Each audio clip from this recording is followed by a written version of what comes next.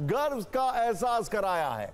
इसकी वजह है भारत ने आज अपनी रक्षा शक्ति में एक और सुनहरा अध्याय जोड़ दिया। ये तस्वीरें देखते रहिए। आज भारत ने ओडिशा के चांदीपुर केंद्र से अग्नि 5 मिसाइल का सफल परीक्षण किया। हमने आपको बताया था कि भारत ने नोटैम ऑलरेडी इशू कर रखा है। यह परीक्षण स्ट्रैटेजिक फोर्सेस कमांड की देखरेख में किया गया है। इस लॉन्च में अग्नि 5 मिसाइल ऑपरेशन और टेक्निकल पैमानों पर पूरी तरह से खरी उतरी है। इस मिसाइल की रेंज 4790 किलोमीटर है। इसकी जद में दुनिया के कई देश हैं जो कि मैप में आपको दिखाई दे रहे हैं। ध्यान से देखिए, ये मैप, जो मैप अभी आप देख रहे हैं, इसमें अग्नि 5 मिसाइल की पूरी रेंज दिखाई गई है। इसमें आप देख सकते हैं कि ये मिसाइल सूडान से लेकर पोलैंड तक को कवर कर रही है। अग्नि 5 का मतलब है भारत के पास ऐसी मिसाइल ताकत जो एशिया, यूरोप और अफ्रीका तक बड़े हिस्से को कवर कर सके। वीडियो देखिए अब आप। भारत की जमीन से छोड़ी गई है आग उगलती शक्ति पलक झपकते ही आसमान चीर देती है। ये 5000 किलोमीटर से भी ज्यादा दूर तक दुश्मनों को नेस्तनाबूद कर सकती है। स्वदेशी तकनीक से बनी अग्नि 5 का यह सफल परीक्षण भारत की वैज्ञानिक उपलब्धि ही नहीं बल्कि आत्मनिर्भर भारत की ताकत का प्रतीक भी है।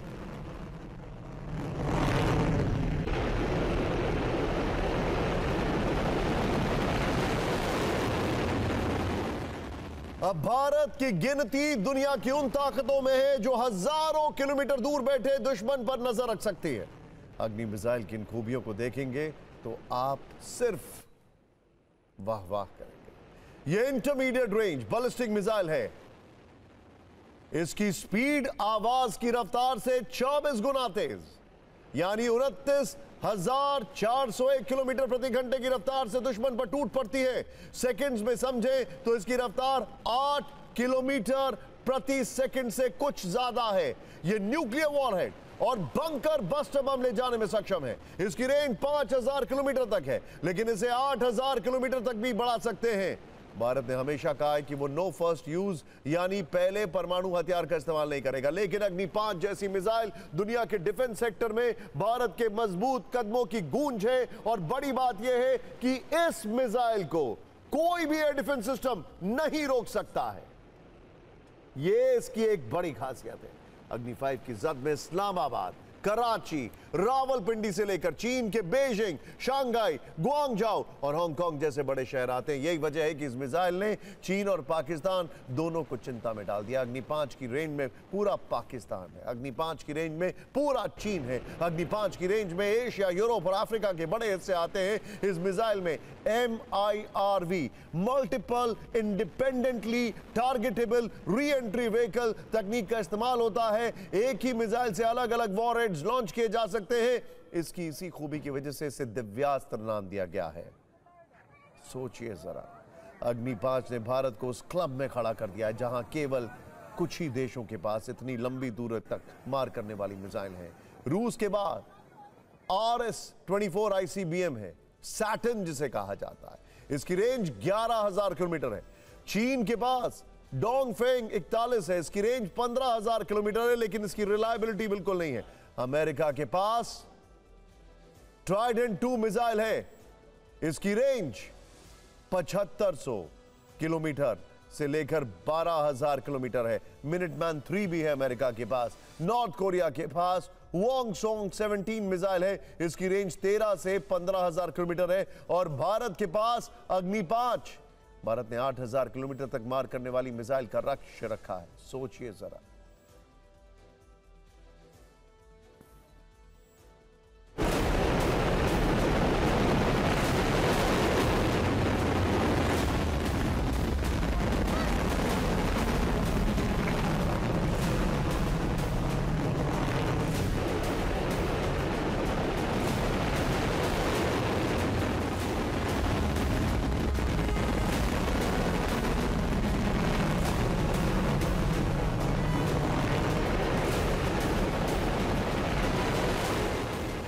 धीरे सोचिए, 14 अगस्त को पाकिस्तान ने रॉकेट फोर्स बनाई, हम क्या बना रहे हैं? हालत खराब है। अग्नि 5 के रूप में आज भारत ने विश्वास भारत के विश्वास ने उड़ान भरी है। डॉक्टर एपीजे अब्दुल कलाम कहते थे, मिसाइल नहीं, विश्वास उड़ान भरता है। आज अग्नि 5 की उड़ान उनके उसी विश्वास का परिणाम है। भारत ने एक बार फिर इतिहास रच दिया। अग्नि 5 के कामयाब परीक्षण ने सिर्फ हमारी मिसाइल तकनीक की ताकत नहीं दिखाई है, बल्कि उस सफर का भी फ्लैशबैक कराया है जो 80 के दशक में शुरू हुआ था। तब भारत ने integrated guided missile development programme शुरू किया था और उस समय 5 प्रमुख मिसाइलों की कल्पना की गई थी: पृथ्वी, त्रिशूल, आकाश, नाग और अग्नि। इस पूरे प्रोग्राम के पीछे थे भारत के missile man doctor APJ Abdul Kalam. Agni केवल एक मिसाइल का नाम नहीं, भारतीय परंपरा में ऊर्जा, बल और शुद्धि का प्रतीक है। जिस तरह अग्नि अंधकार को दूर कर प्रकाश फैलाती है, उसी तरह यह मिसाइल भारत की सामरिक सुरक्षा को मजबूती देती है। डॉक्टर कलाम और उनकी टीम ने इसे केवल हथियार नहीं बल्कि राष्ट्रीय आत्मनिर्भरता की ज्वाला कहा था। पराक्रमी पिक्चर के बाद फिक्र की वो सियासी तस्वीर जिसकी चर्चा आज पूरे देश में हो रही है, शुरुआत संसद में खास घटनाक्रम के साथ, जिसमें इतनी आग है कि भारत की राजनीति 360 डिग्री बदल सकती है। इस घटनाक्रम को समझने के लिए आपको सबसे पहले 3 सेकंड के इस वीडियो को ध्यान से देखना होगा। लोकसभा के अंदर से वायरल इस वीडियो में आपको बहुत कुछ ऐसा दिखेगा जो कि अप्रत्याशित है, अनप्रेसिडेंटेड। संसद में गृह मंत्री अमित शाह आज 3 खास तरह के विधेयक को पेश कर रहे थे। इस बिल के बारे में हम आपको आगे बताने वाले हैं, लेकिन वो जब ये बिल पेश कर रहे थे तभी विपक्ष के कुछ नेताओं ने बिल की कॉपी फाड़ दी। उसके कुछ टुकड़े गृह मंत्री की तरफ उछाले गए। बिल पेश किए जाने के दौरान जमकर हंगामा होता रहा। विपक्ष का शोर शराबा, नारेबाजी देर तक चलती रही, लेकिन यह मामला यही नहीं रुका। यह भी जानकारी मिली है कि जब गृह मंत्री बिल को पेश कर रहे थे तो सबसे पहले टीएमसी के सांसद वेल में पहुंचे। कल्याण बनर्जी की अगुवाई में टीएमसी सांसदों ने विरोध जताना शुरू किया। इसके बाद कांग्रेस महासचिव केसी वेणुगोपाल ने अपनी सीट से खड़े होकर बिल की कॉपी फाड़ दी। यह देखते ही कांग्रेस के सभी सांसद वेल में पहुंचे, नारेबाजी करने लगे। केसी वेणुगोपाल का यह आक्रोश देखकर समाजवादी पार्टी के सांसद धर्मेंद्र यादव भी जोश में आ गए। उन्होंने भी बिल की कॉपी को फाड़ डाला और हवा में उछाल दिया। इसके बाद समाजवादी पार्टी के सभी सांसद भी वेल में पहुंचकर हंगामा करने लगे। यानी एक समय वेल में टीएमसी, कांग्रेस और समाजवादी पार्टी के सांसदों का हुजूम आ गया। विपक्ष के कुछ सांसदों ने पास में खड़े गृह मंत्री के माइक को तोड़ने की कोशिश की। ये देखते ही सत्ता पक्ष की ओर से रवनीत बिट्टू, कमलेश पासवान, किरण रिजिजू और सतीश गौतम अपनी सीट से भागकर फौरन गृह मंत्री के पास आ गए। नारा लगा रहे विपक्षी सांसदों को रोकने का प्रयास किया। लोकसभा में स्थिति ऐसी बिगड़ी कि गृह मंत्री को अपनी सीट को फौरन छोड़ना पड़ा और पीछे तीसरी रो में जाना पड़ा। गृह मंत्री अमित शाह एनडीए के सांसदों को शांत कराते हुए भी दिखाई दिए। इस दौरान केसी वेणुगोपाल से उनकी तीखी बहस हुई। केसी वेणुगोपाल ने गुजरात का मुद्दा उठाया। गुजरात में अमित शाह के गृह मंत्री रहते वक्त गिरफ्तारी का मसला उठाकर नैतिकता वाला सवाल दागा, तो अमित शाह ने भी वेणुगोपाल को करेक्ट करते हुए जबरदस्त जवाब दिया। This bill is to bring morality in politics. Can I ask a question to the Honorable Home Minister? When he was the Home Minister of Gujarat, he had been arrested, sir. Whether he took the morality of that point of time? माननीय अध्यक्ष जी, मैं record clear करना चाहता हूं। मुझ पर झूठे आरोप लगाए तब अरेस्ट होने के पहले मैंने नैतिकता के मूल्यों का हवाला देकर इस्तीफा भी दिया और जब तक मैं कोर्ट से निर्देश नहीं हुआ कोई संविधान पद मैंने स्वीकार नहीं किया। ये क्या सिखाते हैं नैतिकता में? मैं तो इस्तीफा देकर गया था और मैं तो चाहता हूं कि ये नैतिकता के मूल्य बढ़े। हम ऐसे निर्लज्ज नहीं हो सकते कि हम पर आरोप लगे और हम संवैधानिक पद पर। लोकसभा के अंदर हो रहे हंगामे की वजह से वो बिल जिसके बारे में अब आपको बताना जरूरी हो गया। असल में गृह मंत्री अमित शाह ने आज लोकसभा में 3 बिल पेश किए थे। पहला 130वां संविधान संशोधन बिल 2025 है। यह केंद्र और राज्य सरकारों पर लागू होगा। दूसरा गवर्नमेंट ऑफ यूनियन टेरिटरी संशोधन बिल 2025 है, यह केंद्र शासित राज्यों के लिए है। और तीसरा जम्मू कश्मीर पुनर्गठन संशोधन ब्रैकेट्स में बिल है 2025, जिसे जम्मू कश्मीर पर लागू किया जाएगा। इस संशोधित बिल के जरिए नया प्रावधान लाया गया है कि चाहे देश के प्रधानमंत्री हो, किसी राज्य के मुख्यमंत्री हो, केंद्रीय मंत्री हो या फिर किसी राज्य के मंत्री हो, अगर वो किसी गंभीर आपराधिक मामले में गिरफ्तार या हिरासत में लिए जाते हैं, उस गंभीर आपराधिक मामले में 5 साल तक की सजा हो सकती है। तो जेल में रहने के दौरान 31वें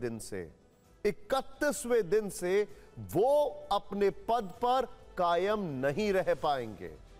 बिल पास होने पर उनके लिए जेल से सरकार चला पाना असंभव होगा, जबकि अभी की स्थिति यह है कि इसी तरह का कोई भी कानून देश में लागू नहीं है। कोई मंत्री या मुख्यमंत्री अगर किसी आपराधिक मामले में गिरफ्तार होते भी थे तो लंबे वक्त तक जेल में रहने के बावजूद वो जेल के अंदर से आसानी से सरकार चलाते थे। बिल की यही बात विपक्ष को पसंद नहीं आई और जैसे ही तीनों विधेयक पेश हुए, विपक्ष के सांसदों ने भारी हंगामा कर दिया। हालांकि अमित शाह ने बिल पेश करने के दौरान कहा कि सरकार इस बिल को जेपीसी को भेजने का प्रस्ताव रखती है। बाद में इस प्रस्ताव पर वोटिंग भी कराई गई। स्पीकर ने विपक्षी सांसदों के ऐसे बर्ताव पर नाराजगी जताई, लेकिन इस सब के बावजूद सदन में नारेबाजी होती रही। संसद से लेकर बाहर तक विपक्ष की तरफ से सरकार की घेराबंदी की जाती रही। असदुद्दीन ओवैसी ने कहा यह सरकार देश को पुलिस राज्य बनाने पर तुली हुई है। राहुल गांधी ने कहा बीजेपी संविधान को खत्म करना चाहती है। मनीष तिवारी ने कहा यह विधेयक राजनीतिक दुरुपयोग का रास्ता खोलता है। एसपी सांसद धर्मेंद्र यादव ने इस विधेयक को संविधान के मूल अधिकार और न्याय का विरोधी बताया है। पश्चिम बंगाल की सीएम ममता बनर्जी ने कोलकाता से आरोप लगाए कि यह देश में सुपर आपातकाल है, जबकि गृह मंत्री अमित शाह ने कहा कि बिल का मकसद स्पष्ट है, जेल से सरकार और मंत्रालय को नहीं चला सकते। गृह मंत्री ने इसके पीछे दिल्ली और तमिलनाडु के 2 बड़े मामलों का हवाला भी दिया। मैं प्रस्ताव करता हूं कि भारत के संविधान का संशोधन करने वाले विधेयक को पुनर्स्थापित करने की अनुमति दी जाए। I oppose introduction of all these 3 bills. This is nothing but creating a Gestapo to ensure that our democracy does not survive. This government is hell-bent on creating a police state. This will be a death knell and leash an elected government, sir. This bill stands that fundamental maxim of jurisprudence on its head. This bill opens the door for political misuse by instrumentalities of the state whose arbitrary conduct has been repeatedly frowned upon by the Supreme Court. Makes this amendment excessive, unnecessary and unconstitutional. I would like to know from the Honourable Minister, what is the undue haste and urgency in bringing such a constitutional amendment bill? What is the emergent need of having such a bill? Premachandran जी कह रहे हैं कि जल्दबाजी में लाया गया। इसका सवाल इसलिए नहीं उठता कि मैं इस बिल को संयुक्त समिति को सौंपने की दरखास्त करने वाला हूं। मैं इस मौके पर कहता हूं, ये बिल संविधान विरोधी, मूल अधिकार विरोधी, न्याय विरोधी। सदस्य और उपसभापति द्वारा विपक्ष के हंगामे के बीच सरकार अपने स्टैंड पर कायम है। सरकार का मानना है कि ये तीनों बिल लोकतंत्र और सुशासन की साख को मजबूत करेंगे। सरकार का कहना है कि अब तक संविधान के तहत केवल दोषी ठहराए गए जनप्रतिनिधियों को ही पद से हटाया जा सकता था, लेकिन अब ऐसा नहीं होगा। विपक्ष का तर्क है कि इससे आरोपी और दोषी में फर्क मिट जाएगा और केवल आरोप लगने पर ही कुर्सी छिन जाएगी। इसके अलावा विपक्ष का यह भी आरोप है कि ईडी, सीबीआई, आईटी का दुरुपयोग बढ़ेगा। गैर बीजेपी राज्य के सीएम टारगेट पर होंगे। जो मंत्री फेवर में नहीं होगा उसे इस कानून के सहारे ही हटा देंगे। नीतीश कुमार, चंद्रबाबू जैसे नेताओं को कंट्रोल करना आसान होगा। लेकिन जानकार इस विधेयक पर क्या कह रहे हैं, वो किन 2 बड़े मामलों के संदर्भ से इस बिल को जोड़कर देख रहे हैं, यह भी जानना जरूरी है। पहला मामला दिल्ली का है, जहां पिछले वर्ष तत्कालीन मुख्यमंत्री अरविंद केजरीवाल कथित शराब घोटाले में गिरफ्तार हुए थे। 6 महीने तक जेल में रहे थे। जेल में रहते हुए सरकार चलाई थी। बाद में जमानत पर बाहर आए थे तो केंद्र पर परेशान किए जाने का आरोप लगाया था। उस समय यह प्रश्न हर मंच पर उठा कि क्या कोई नेता जेल में रहते हुए सरकार चला सकता है। इस सवाल में नैतिकता और संविधान दोनों की दुहाई थी। इस पर आम आदमी पार्टी का जवाब था कि संविधान में इस पर रोक का कोई स्पष्ट प्रावधान नहीं है। सुप्रीम कोर्ट में मसला पहुंचा तो वहां भी यह बात कही गई थी।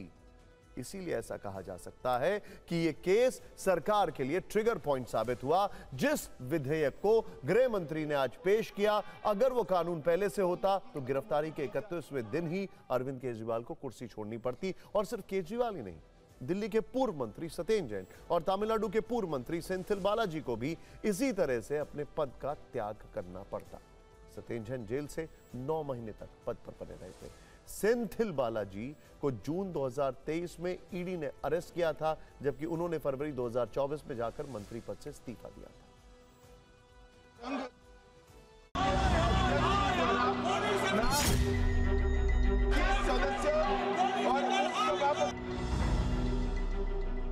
There is a lot of action going on.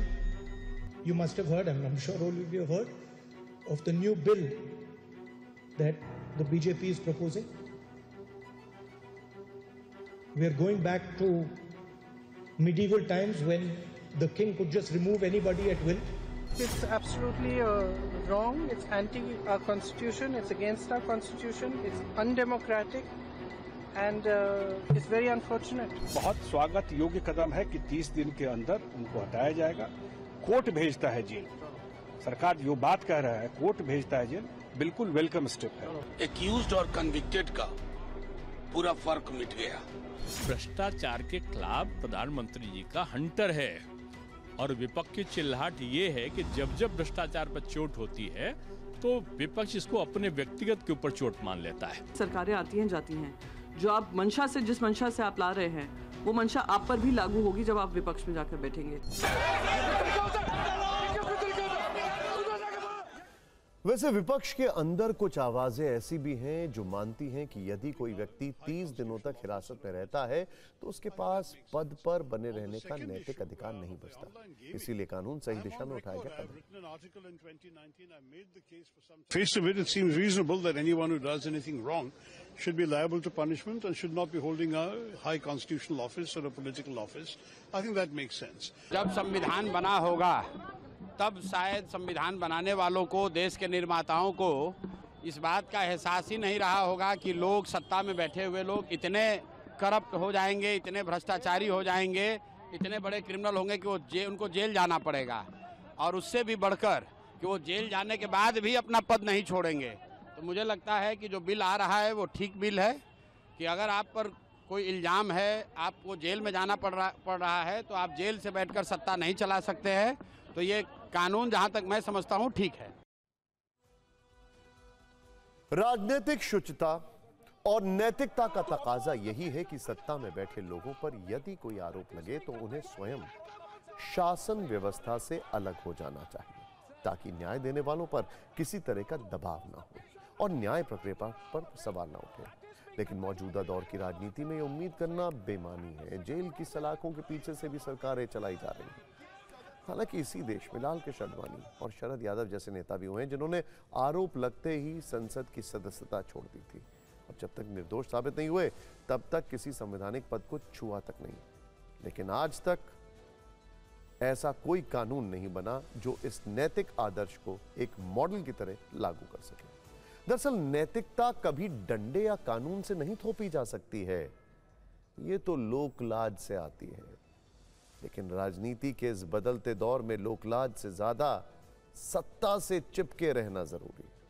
दोपहर 12 बजे से पहले एक बिल मोदी सरकार ने लोकसभा में पेश किया जो शाम 5 बजे के बाद सदन से पास हो गया। हो सकता है संसद के हंगामे में आप इस विधेयक की खबर मिस कर गए, इसीलिए हमने इसकी भी एक फाइल तैयार की है। ध्यान से देखिएगा। केंद्रीय मंत्री अश्विनी वैष्णव ने the promotion and regulation of online gaming bill 2025 table किया। इस दौरान विपक्ष का जबरदस्त हंगामा जारी रहा। टीम बनाइए और करोड़पति बन जाइए, ऑनलाइन गेमिंग के विज्ञापनों में आपने ये लाइनें जरूर सुनी होंगी। लोगों को इसी तरह के लालच दिए जाते हैं। घंटों में करोड़पति बनने के इसी झांसे में आकर लोग अपनी कमाई लगाने लगते हैं और फिर ऑनलाइन सट्टे के जाल में फंसकर अपनी रकम लुटा देते हैं और एक तरीके से इसका एडिक्शन हो जाता है। लेकिन अब इस पर सख्ती की तैयारी है, जिसके लिए आज यह बिल लाया गया है। इस बिल में ऐसे ऑनलाइन गेम को बैन करने का प्रावधान है जिनमें लोग पैसे लगाते हैं। अगर यह बिल कानून बना तो ऑनलाइन गेमिंग में आप पैसों का लेन देन नहीं कर पाएंगे। बिल के मुताबिक ऑनलाइन मनी गेम्स पर प्रतिबंध लगाया जाएगा। इसके संचालन, विज्ञापन और वित्तीय लेन देन पर रोक लगेगी। बैंक और दूसरे पेमेंट सिस्टम इनसे जुड़े लेन देन नहीं कर पाएंगे। मनी गेम्स चलाने पर 3 साल तक की कैद या 1 करोड़ का जुर्माना या फिर दोनों भी हो सकते हैं। इसी तरह विज्ञापन करने पर 2 साल तक की कैद या 50 लाख जुर्माना या फिर दोनों का प्रावधान है। अगर बार बार अपराध किया गया तो 5 साल तक की कैद और 2 करोड़ का जुर्माना लगाया जाएगा। विधेयक में एक रेगुलेटरी अथॉरिटी की स्थापना का भी प्रावधान है, जिसके पास यह फैसला लेने का अधिकार होगा कि कोई गेम ऑनलाइन मनी गेम की कैटेगरी में आता है या नहीं। सभी प्लेटफॉर्म को अथॉरिटी के नियमों के अनुसार रजिस्ट्रेशन कराना होगा, गाइडलाइंस को फॉलो करना होगा। बिल में ऑनलाइन मनी गेम को ऐसे गेम के रूप में परिभाषित किया गया है जिससे यूजर्स शुल्क देकर, पैसे या अन्य दांव लगाकर जीतने की उम्मीद में खेलता है। अब सवाल है कि क्या ऑनलाइन गेमिंग में पैसा लगाने वालों को भी सजा मिलेगी? मैं ये सवाल पूछ रहा हूं एक बार फिर आपसे। सवाल है कि क्या ऑनलाइन गेमिंग में पैसा लगाने वालों को भी सजा मिलेगी? बिल में साफ किया गया है कि ऑनलाइन गेम खेलने वाला अपराधी नहीं बल्कि पीड़ितों की कैटेगरी में रखा गया है। सजा और जुर्माना ऑनलाइन मनी गेमिंग सर्विस देने वालों के लिए है। सरकार का मानना है कि नए बिल में जो प्रावधान है उनसे भारतीय स्टार्टअप्स को बूस्ट मिलेगा। गेमिंग का एक नया बाजार तैयार होगा। बिना रिस्क वाले ऑनलाइन गेम्स को भी बढ़ावा मिल सकता है। इस बिल का मकसद ई स्पोर्ट्स और ऑनलाइन सोशल गेम्स को बढ़ावा देना है। दूसरा मकसद ऑनलाइन मनी गेम्स पर पूर्ण प्रतिबंध लगाना है। युवाओं और उनके परिवारों को वित्तीय, मानसिक और सामाजिक हानि से सुरक्षा मिलेगी। डिजिटल इंडिया को सुरक्षित, इनोवेशन आधारित और विश्व स्तरीय गेमिंग हब बनाने में मदद होगी। ऐसा देखा गया है कि ऑनलाइन मनी गेमिंग का इस्तेमाल मनी लॉन्ड्रिंग और बाकी अवैध गतिविधियों को बढ़ावा देने के लिए भी होता है। अब सवाल है कि अगर यह बदलाव कानून बन गया तो इसका असर क्या हो सकता है? पहली बात तो यह है कि आप ऑनलाइन सट्टेबाजी नहीं कर पाएंगे। इसका सीधा असर dream 11, MPL, My 11 circle, Probo, rummy and poker apps जैसे ऑनलाइन गेम्स पर पड़ सकता है, जहां यूजर्स पैसे लगाते हैं। हालांकि उन ऑनलाइन गेम्स पर यह प्रावधान लागू नहीं होंगे जो परचेज तो किए जाते हैं लेकिन उनका इस्तेमाल सट्टे के लिए नहीं होता है। यानी वो एप्स जो कि चार्जेबल है लेकिन उनमें सट्टा नहीं लगा सकते आप। इस बिल को लेकर ऑनलाइन गेमिंग उद्योग ने चिंता भी जताई और चेतावनी भी दी है। गृह मंत्री अमित शाह को अखिल भारतीय गेमिंग महासंघ, ई गेमिंग महासंघ और भारतीय फैंटेसी खेल महासंघ ने चिट्ठी लिखी है। उन्होंने प्रस्तावित प्रतिबंध से बड़े पैमाने पर नौकरियां जाने और कंपनियों के बंद होने पर आशंका जताई है। यूजर्स को होने वाले नुकसान भी बताए गए हैं। गृह मंत्री को लिखी संयुक्त चिट्ठी में दखल देने की मांग की गई है। आशंका जताई गई है कि यह बिल 2 लाख से ज्यादा नौकरियां खत्म करेगा, जबकि 400 से ज्यादा कंपनियां बंद हो जाएंगी। गेमिंग संघों के मुताबिक online skill gaming 2 lakh crore का सेक्टर बन गया है, जहां 31,000 करोड़ रुपए की सालाना कमाई होती है। यह सेक्टर सरकार को 20 से 25,000 करोड़ तक टैक्स दे रहा है। भारतीय ऑनलाइन गेमर्स की संख्या 2020 में 36 करोड़ थी, 2024 में 50 करोड़ से अधिक हो गई है। ऑनलाइन गेमिंग बिल पर राजनीति शुरू हो गई है। विपक्ष के अलग अलग सुर सुनाई दे रहे हैं। एक पक्ष बिल से होने वाली मुश्किल बता रहा है तो दूसरा पक्ष इसके फायदे गिना रहा है। उद्धव गुट की सांसद प्रियंका चतुर्वेदी ने लिखा है कि कई online money games apps promoters का कंडक्ट धोखेबाजी का है।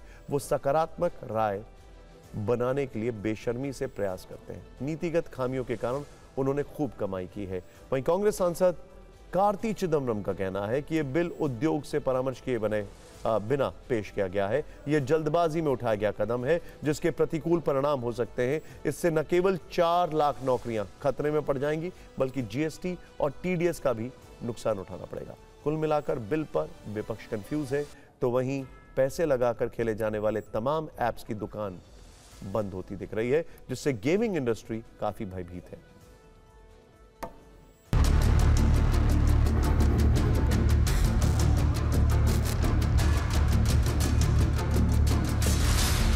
ऑनलाइन मनी गेम्स के कारण लोगों में एडिक्शन हो रहा है। जगह जगह से इस तरह की खबरें आती हैं कि परिवार की बचत सारी की सारी गेमिंग के अंदर चली गई। समाज का हित, मध्यम वर्ग के परिवारों का हित, युवाओं का हित वो बड़ा है।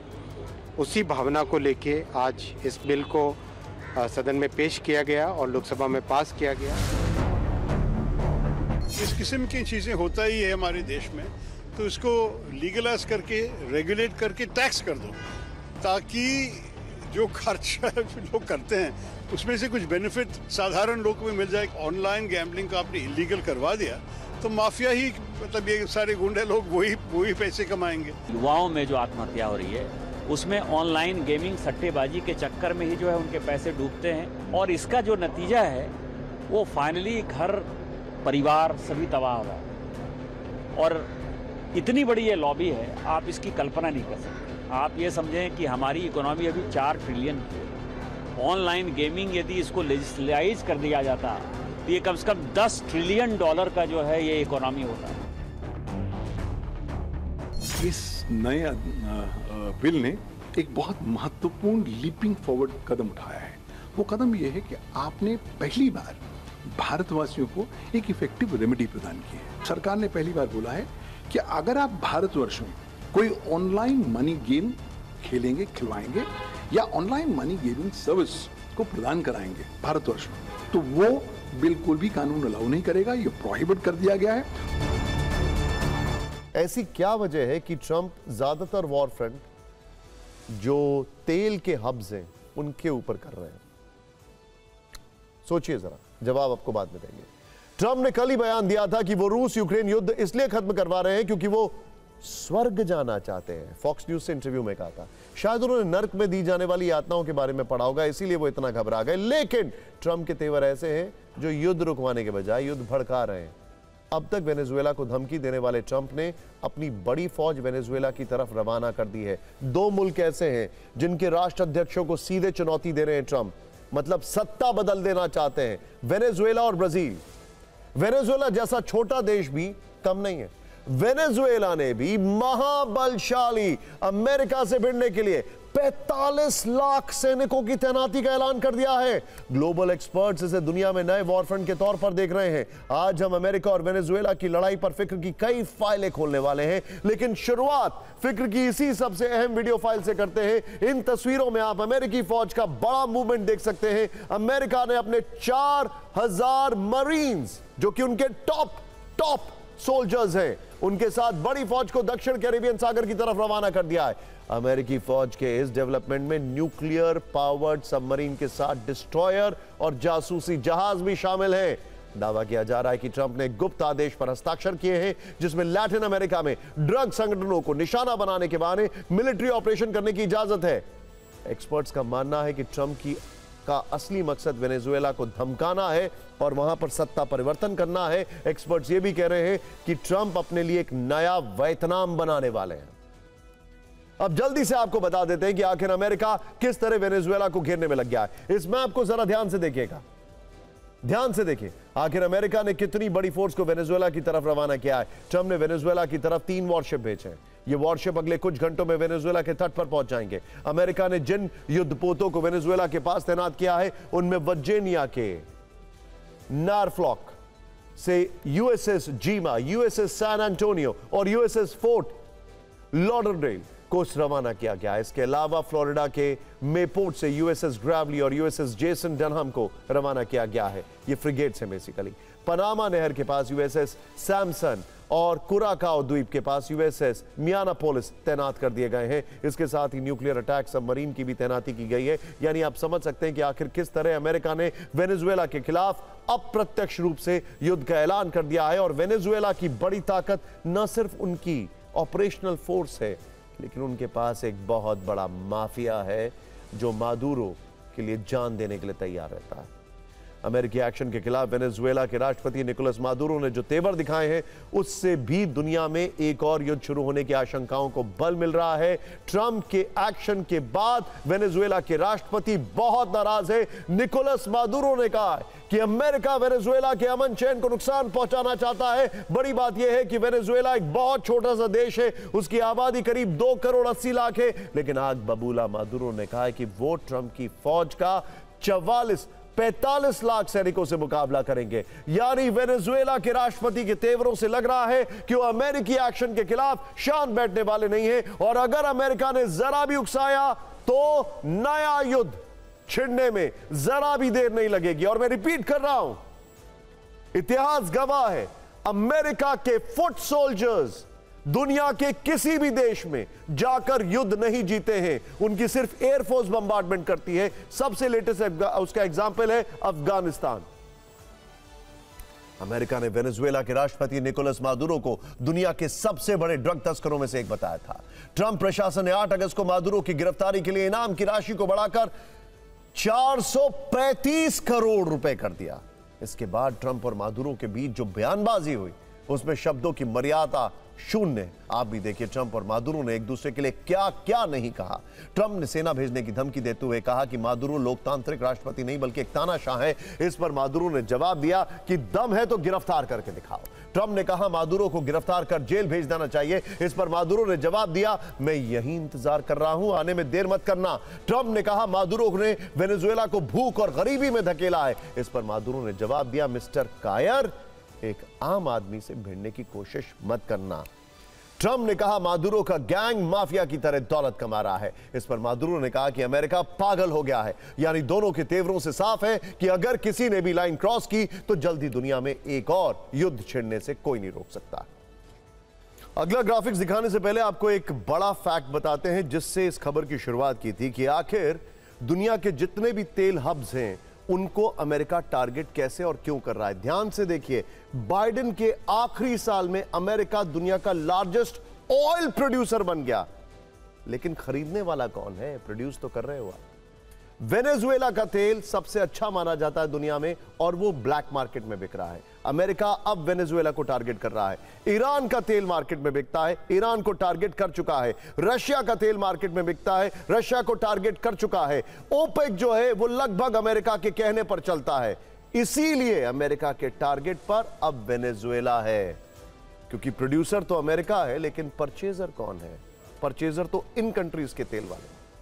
आखिर अमेरिका वेनेजुएला के राष्ट्रपति से इतना नाराज क्यों है? निकोलस मादुरो पर अमेरिका ने क्या आरोप लगाए, जल्दी से यह भी देख लेते हैं। अमेरिका ने कहा कि निकोलस मादुरो दुनिया के सबसे बड़े नार्को तस्करों में से एक है। मादुरो की ड्रग तस्करों के साथ साठगांठ है। मादुरो अमेरिका में फेंटानिल मिला कोकीन भेज रहे हैं। वर्ष 2020 में मैनहट्टन की अदालत में मादुरो के खिलाफ आरोप तय किए गए। मादुरो पर संघीय अदालत में नार्को टेररिज्म और कोकेन तस्करी के आरोप लगाए गए। वर्ष 2024 में राष्ट्रपति चुनाव में मादुरो पर धोखाधड़ी के आरोप लगे। इसके अलावा अमेरिका ने मादुरो पर वेनेजुएला में मानवाधिकारों के उल्लंघन का भी आरोप लगाया, लेकिन मादुरो ने हर बार इन आरोपों से इनकार करते हुए अमेरिका को खुली चुनौती दी है। वैसे अंग्रेजी में एक शब्द होता है वॉर मॉन्गरिंग। राजनीति और कूटनीति में इसका अर्थ होता है जब कोई नेता, सरकार या संगठन जानबूझकर ऐसी भाषा इस्तेमाल करें या ऐसी नीतियां बनाएं जिनसे तनाव और युद्ध के हालात बने। इसमें कई चीजें शामिल होती हैं, जैसे पड़ोसी देशों को लगातार धमकाना, मीडिया और भाषणों में युद्ध का माहौल बनाना, छोटी छोटी घटनाओं को बड़ा करके युद्ध की तैयारी दिखाना। ट्रंप भी ऐसा ही कुछ करते दिखाई दे रहे हैं। ट्रंप इन दोनों रूस और यूक्रेन युद्ध खत्म करवाने के लिए काफी जोर लगा रहे हैं।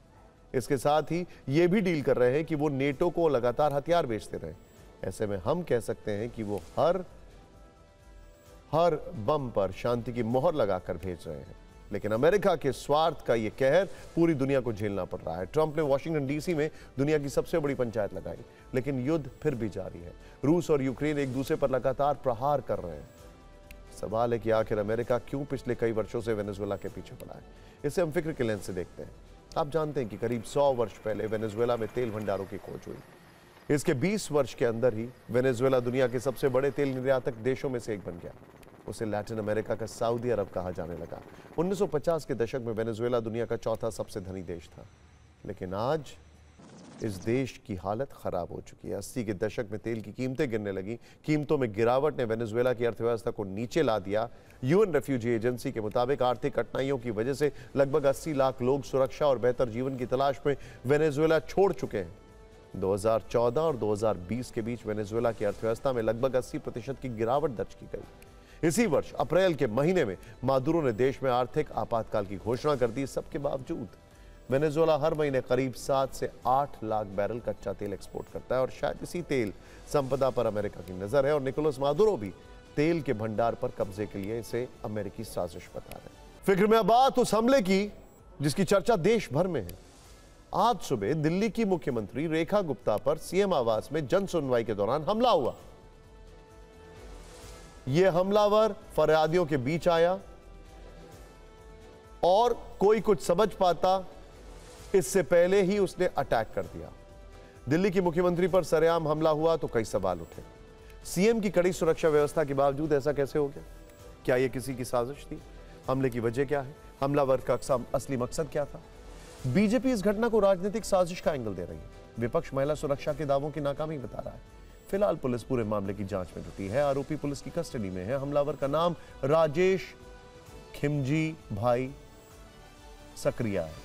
वो गुजरात के राजकोट का रहने वाला है। पुलिस हमलावर से पूछताछ कर रही है। इस बीच एक सीसीटीवी फुटेज भी सामने आया जिसमें आरोपी राजेश दिख रहा है। कहा जा रहा है कि हमले से पहले उसने सीएम रेखा गुप्ता के घर की रेकी की थी। कई सवाल हैं। क्या हमलावर दिल्ली सरकार से नाराज था? हमला करने में हमलावर कैसे कामयाब हो गया? क्या हमलावर का किसी पार्टी से कनेक्शन है? सबसे पहले सुनिए सीएम आवास में जन सुनवाई के दौरान प्रत्यक्षदर्शियों ने क्या देखा। आप अंदर थे? हाँ, हम अपनी बारी का इंतजार कर रहे थे। अच्छा, ये फोटो देखिए। हाँ, ये व्यक्ति था? हाँ, यही कंडीशन में व्यक्ति था। सेम ऐसी ही शक्ल थी उसकी। हाँ, क्या किया था इसने? मैम जैसे जन सुनवाई में समाधान करती आई हैं वैसे ही समाधान कर रही थी। लोगों की समस्या को सुन रही थी। और इतने में उसने मतलब कुछ समझा नहीं, एकदम से हमला किया है व्यक्ति ने और मैम के चोट भी लगी है माथे में। कुछ कहने चांटा मारा है? हाँ, चांटा की आवाज आई थी। हम लोग थोड़ी दूरी पे थे। जैसे मैडम के पास में एक आदमी से पहले नंबर आया, उसने बीच में से निकल के मैम के एकदम से हाथ छोड़ने की कोशिश की। अच्छा, इसका नंबर आया नहीं था? नहीं आया था। एक जन उससे आगे खड़ा था। इसने आगे गया और वहाँ पर मैडम चांटा मारा? चांटा मारा मैडम। अच्छा, मैम के चांटा लगा, बाल वगैरह एकदम से मैडम गिर गई। मैम का हल्की चोट भी आई है।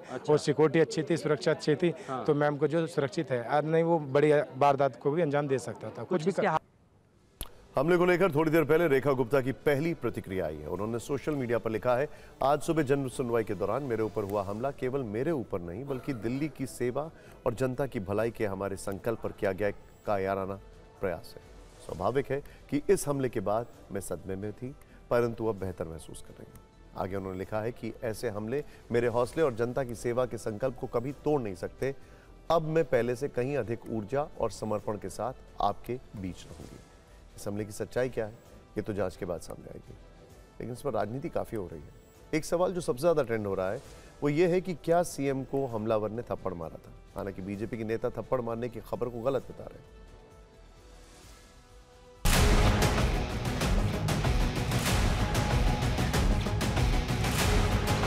ऐसा लगता है कि उनके सर पे हल्का सा कुछ लगा है। अब वो कोना टेबल नहीं पत्थर थप्पड़ जो चला रहे हैं वो फैब्रिकेटेड है, लेकिन टेबल का कोई कोना या कुर्सी का कुछ कोना सर पे जरूर ऐसा लगता लगा है, जिसकी उनको शिकायत चल रही है। वो व्यक्ति पीछे 24 घंटे से रेकी कर रहा था कि वो कैसे मुख्यमंत्री से मिले।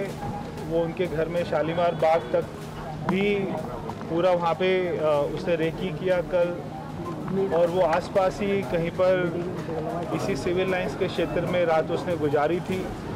और आज सुबह जब वो आया तो उसके हाथ में कोई कागज पत्र नहीं था, कोई ऐसा मुद्दा नहीं था, और उसने सीधा ही मिलते ही और हमला कर दिया। अब तक जो देखा जाता था कि इतनी देर में दिल्ली पुलिस के कई होनहार अफसर इस खबर को मीडिया में दे दिया करते थे कि फला आरोपी ने अरविंद केजरीवाल पे इसलिए हमला किया क्योंकि वो इस चीज के लिए उनसे नाराज था। अब ये खबर दिल्ली पुलिस द्वारा तो नहीं दी जा रही, किन कारणों से नहीं दी जा रही मुझे नहीं मालूम। तो ये छुपाने का ही काम करते हैं, वरना गुजरात का आदमी आकर के ऐसा कृत्य यहाँ क्यों करेगा। तो यह सरकार हर चीज को छुपाती है। इन सब के बीच इस केस में एक नया एंगल भी निकलकर सामने आया है कि आरोपी राजेश खिमजी भाई डॉग लवर है। वो सुप्रीम कोर्ट के उस फैसले से परेशान था जिसमें यह आदेश दिया गया है कि दिल्ली के आवारा कुत्तों को शेल्टर भेजा जाए। ऐसा राजेश के परिवार का दावा है। हालांकि हमले का सच और मकसद जांच के बाद ही सामने आएगा। आरोपी राजेश हिस्ट्री शीटर भी है जिस पर गुजरात में कई मामले दर्ज हैं।